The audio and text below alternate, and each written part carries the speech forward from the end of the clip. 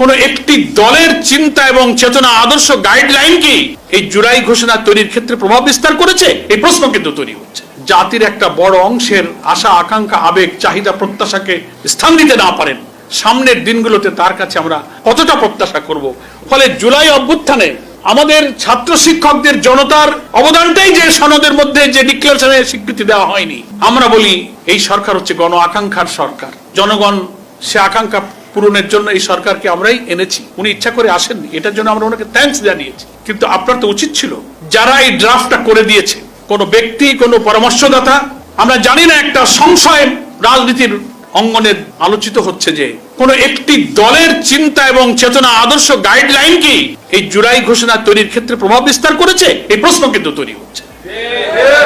কারণ একটা অংশকে বাদ দিয়ে বিশাল জনগোষ্ঠীর অবদানকে অস্বীকার করে এরপরে আমরা তো এই জুলাই ডিক্লারেশনের জন্য আমরাও আমাদের পক্ষ থেকে কিন্তু অনেক প্রস্তাব দিয়েছি, রিটার্ন দিয়েছি যে আমরা এটাকে সংশোধন করবো না, এইগুলো আপনারা ঢোকাবেন।